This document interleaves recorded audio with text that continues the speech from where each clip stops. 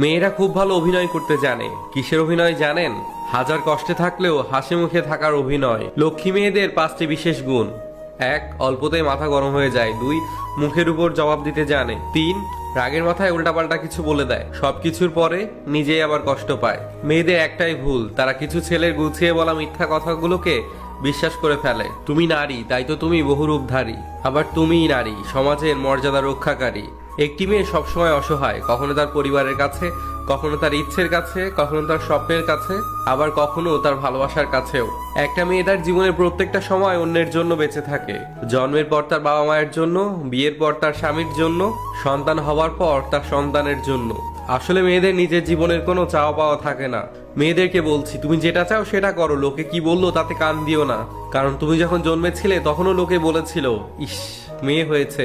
মেয়েদের দেওয়ার মতো উপহার হয়তো অনেক কিছুই হয়, কিন্তু সম্মান দেওয়ার থেকে বড় উপহার আর কিছুই হয় না। মেয়েদেরকে দায়িত্ব নিতে শেখাতে হয় না।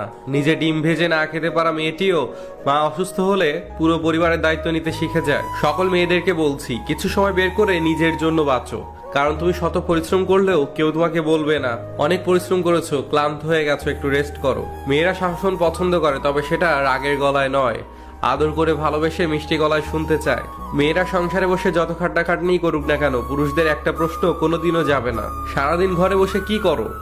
সব মেয়ে টাকা চায় না, কিছু মেয়ে সময়, সম্মান ও ভালোবাসাও চায়। মেয়েদের অর্ধেক জীবন মানিয়ে নিতে নিতেই চলে যায়, সেটা বাপের বাড়ি হোক বা স্বামীর বাড়ি।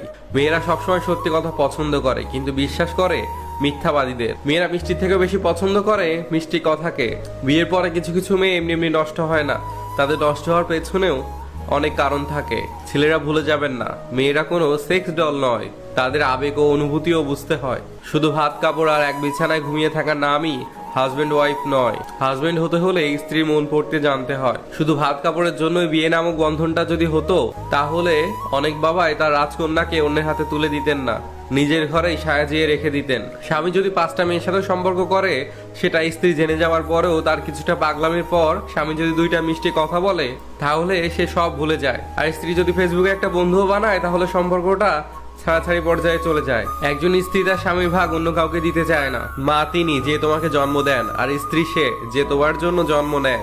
মা তিনি যে তোমাকে সবকিছুর সাথে পরিচয় করান, আর স্ত্রী সে যে তোমার জন্য সবকিছু ছাড়তে পারে।